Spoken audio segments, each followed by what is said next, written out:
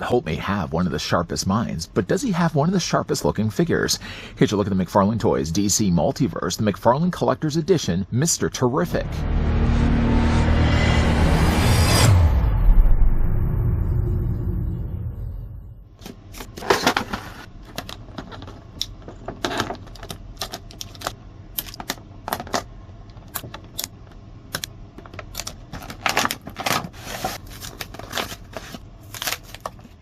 The pre-Flashpoint Michael Holt lost his wife in an accident and was visited by the Spectre, who told him about the Golden Age Mr. Terrific Terry Sloan that inspired Holt to become a superhero and continue the Mr. Terrific legacy. He became the chairman of the Justice Society of America and developed a friendly rivalry with Batman. In an ironic twist, the post-Flashpoint Michael Holt was captured by the Earth 2's Mr. Terrific Terry Sloan when he was stranded in that reality. I'm sure it won't be long before this guy gets surrounded by spheres. So let's act quick and take the tape measure and see how tall McFarlane Collector's Edition Justice Society of America Mr. Terrific stands.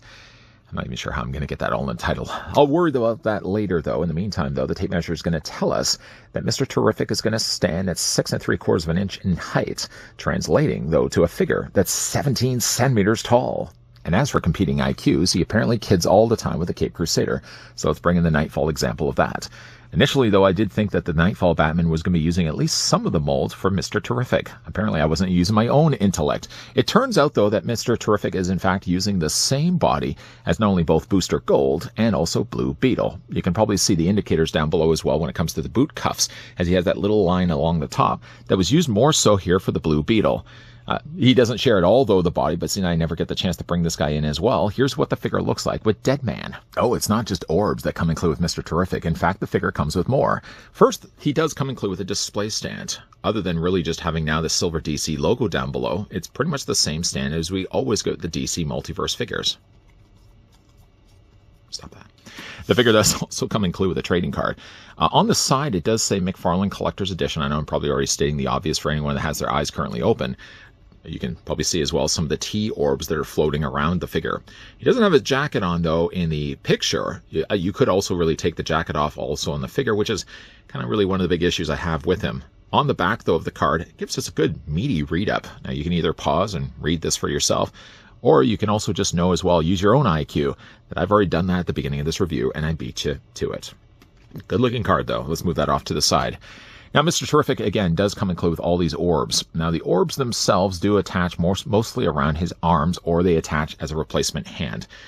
Generally, though, in the comics, and usually in the cartoons too, Mr. Terrific generally is depicted by having the orbs kind of surrounding the top of his torso. Unfortunately, though, the figure doesn't have a means to do that. One of the things, though, he does come included with, first of all, is a swappable hand that has one of his T-orbs. It's painted well. You can see that not only did they take the time to paint the top here, but also at the back here, an area where they didn't really feel the need to paint at all, they still went in there with a paintbrush. I do appreciate that. The hand itself can be swapped out with only the hand on this side. He already has a gripping hand on this side, even though he really doesn't have anything to really grip. He doesn't have like a standalone orb. Even if he did, that would be the first thing I'm sure I would lose. Just take the hand, detach it from the arms, there we go, and then we'll just go ahead and replace the hand accordingly. I don't know if it's just me, though. Does the peg seem small? I don't know. They may have made it deliberately small like this just so it accommodates the hand, but obviously popping the new hand in place, it does look like he's got really scrawny wrists. I have really scrawny wrists. The figure does also come included with two other versions of the orbs. Oh, get him in the stand, first of all. One of the orbs happens to be ones that are connecting together. Connecting the two together, you can see they're using a translucent blue plastic. They're pretty stretchy as well. This is a pretty pliable plastic. You don't have to worry about these breaking at all. And you can see like the orbs themselves, essentially what they've done is they just molded this entire thing in blue plastic and then gone back in there and painted the orbs individually in the silver. They look good. There's a clip right here, so you can probably already see where this is going. You basically just roll up the sleeve, not yours, the figure. Roll up the sleeve and just basically clip that around his wrist like that. That's all you really need to do. The one last thing he also comes from the orb variety is that he has somewhat of a shield. Again, I don't know why this guy... There we go. Is it going to stand? Oof. Whoosh. The figure does also come included with this orb, a sphere, this shield kind of thing. It's all done here again in translucent blue plastic. The orb in the middle, though, as you can see, is kind of pulsating, making this projection of shield around it. I don't really like the way it attaches onto the figure's body. I mean, it kind of works the same way with a clip piece. So you just basically, again, roll the sleeve up. You can either clip it on his wrist that way, and maybe that's one of the reasons why they use a slightly smaller peg. You can either use it as sort of like a Captain America shield, or you can also clip it around this way. And don't pinch the plastic cape, whatever you do, the plastic jacket. And you can almost even use it like he's using it like a disc. I mean, it loses, obviously, some of the illusion when you see it from the inside like this. I wish there was maybe a better way, like maybe had the clip been like... Not that they would have had to have added an extra piece so this could have swiveled inward. But I don't know if I really like it. I mean, it comes more across like a shield, which I guess maybe is the intended plan for it. I would have rather it be something that he could have actually attached onto the end of his hand, as an example, instead. Anyways, let's just put that off to the side. As for the figure itself, he does also come included with 2 other swappable faceplates. I beelined it back to the original defaulted head he comes out of the packaging with, basically just a neutral expression of Mr. Terrific. If you don't like that look and would like to have something a little bit more with characteristics, then of course the personality on this face is a little bit better. The eyes are about the same. The mouth is now open, and basically all you really need to do... all you really need to do is just pry the face off. Why are you laughing so much? You'll see in a second. Just pry the face off here and just remove it. Now, I guess what they ended up doing was, if you look at the inside of this, they contoured the interior of his mouth, I guess to match the inside of his head. But with removing it like this, it looks like it's a Cyclops that wants to get a kiss. It looks disturbing. Let's just get rid of that right away. When you're basically putting the head back in place, there's a peg at the top, there's a larger peg below that, and that just attaches onto the front of his face. Looks good. I actually like this one a little bit more than the defaulted, but if you like a little bit more exaggeration, then the figure does also come included with this head sculpt here. Now, again, if you change the head out, we're first of all going to have to face the alien face again. Interesting enough, though, when you pop the new head in place, maybe this is, again, the reasoning why they decide to sculpt this part of his face. Because now that the mouth is open, you'll notice that the mouth goes all the way through. It's like getting that girl that got shot in the Texas Chainsaw Massacre remake. Oh, no, that was in her head. That wasn't really in her mouth. You can see, though, the hole goes straight through that. And again, that's probably one of the reasons why they sculpted the face that it did. So it ends up giving him a tongue, which looks good for the part, but it looks so strange, obviously, when you take the face off. I think I probably will just end up either displaying the figure either with this head sculpt or maybe even going with this one, as there's certainly a little bit more a little more personality than the defaulted look. As for the rest of the figure, now underneath the jacket, if we were kind of pull away everything, and let's just bring back in a Blue Beetle, you can see that it seems to be the exact same body. Same abdomen, same arms, same, obviously, lower legs. The only thing that's different, though, is Blue Beetle had to have a sculpted belt. Mr. Terrific doesn't need that at all. But the telltale sign really is the boots.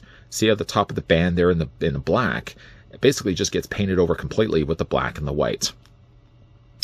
I'll tell you one thing, though, I'm a little worried about when it comes to this figure. I like the look of him. I'm not so crazy, though, about the jacket. Not that they haven't done a good enough job on it. I mean, like, look at even the interior of the jacket. It looks like they've really done a nice enough job of tailoring this. My issue really comes with more the material. It would be hard to kind of describe this. I don't want to say it's like faux leather, but it's sort of got like a plasticky leather feel to it that I would know over time, but just my assumption at least, that this would probably start to flake, start to crack, start to split. And I just don't know, like, the longevity of a jacket like this. I get it. I get that it adds a little bit more of a premium look and feel to it, in the same way, really, that the fabric capes do that with now the other caped characters. But unfortunately, though, I feel like certain characters didn't need to have this. Captain Boomerang also had a very similar issue as well. They essentially just basically gave him a fabric jacket over top, and what I usually just end up doing with Captain Boomerang, I just take the jacket off altogether. I actually would rather have liked to have the jacket on Mr. Terrific, because I think it completes his look. For me, at least, in my own honest opinion, I would have rather preferred this just being molded in plastic.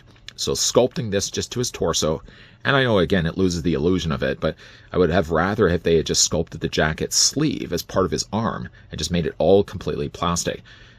It's the look that I would have rather, first of all, because I mean, even again, you can always just, again, take the jacket off, but the jacket does give something to the character of Mr. Terrific. I worry about the material. That's it. Also, something, too, is going back to the idea of the floating orbs on the top, which is something that, unfortunately, they couldn't do clearly just because, again, like the jacket's over top of it.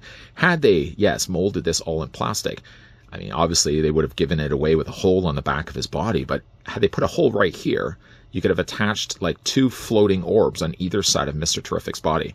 I would have rather that than have to worry again about material like this splitting over time. For the figure's articulation, though, going back to Mr. Terrific's head sculpt, which looks a lot nicer now that we've actually know where that tongue belongs. Head's going to rotate all the way around. It goes up. Oh, it goes up. Oh, there it goes. There goes the face again. Pop the head back in place. Head's going to look down. That's going to happen from time to time when you're dealing with Mr. Terrific like this. I mean, any figure that has removable faces, when you start to kind of manhandle the faces the way that I'm manhandling the faces, sometimes they pop off in the process. Head's going to rotate back or rock back and forth. And again, it's going to rotate all the way around.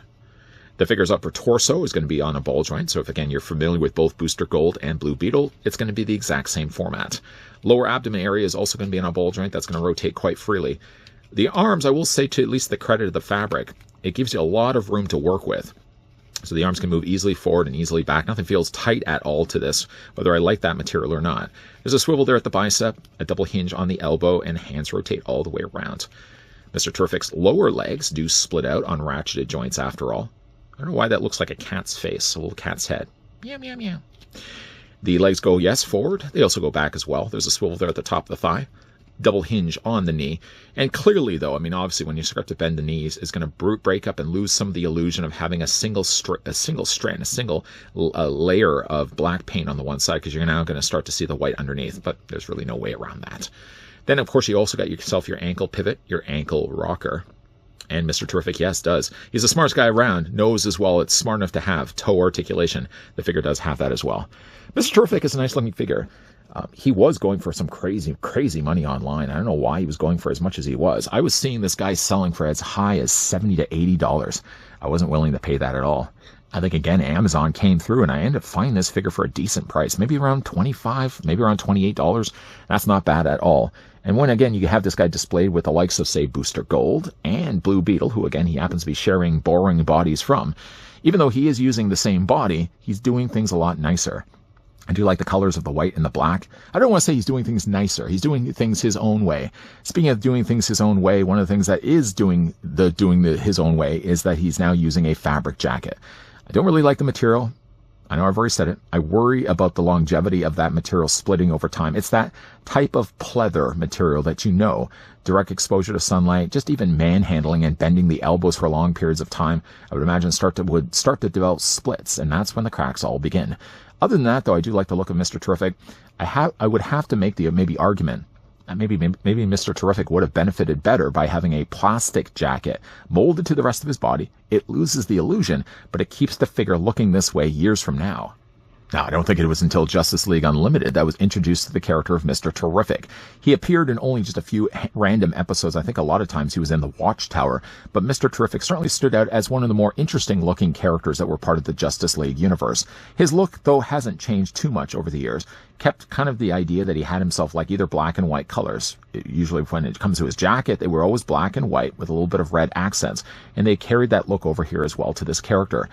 Generally, though, when I think of Mr. Terrific, I tend to think of the character with that gray tee on his face. Now, they chose instead to go with red. I would imagine, though, that's probably a little bit more accurate to the current look that he has in the comics. His look, though, speaking of which, does involve, again, using a real fabric jacket. You may like that look because it gives him more of that premium look that McFarlane's been doing lately with the McFarlane toys, especially as well when it comes to these removable faceplates. I like the faceplate idea because it makes things a lot easier, and from a cost standings, I think it would be a lot cheaper for the company to produce faceplates rather than entire head sculpts. It does, though, mean one unfortunate thing. Well, two problems. First of all, you're going to be losing those faceplates a lot easier than you're going to be losing, obviously, full-size heads. And every time, though, that you're going to be changing out the head, you're going to be experiencing a rather disturbing sight of a Cyclops with a kissy face. What do you guys, though, think of Mr. Terrific? Let me know down below in the comment section. Do you guys like the idea of these characters having real jackets? Fabric capes is one thing, but I think the moment you start to incorporate that into a jacket that has to have mobility in the arms, I think that's where you're going to start to have some problems. But what do you guys think? Let me know. If in the meantime, though, you guys did enjoy this video, you can do it a solid and throw it a like. You guys want to stick around for more so? I hope so. Hit that subscribe, turn on that bell, and of course, come back. As always, thanks for watching. See you guys next time.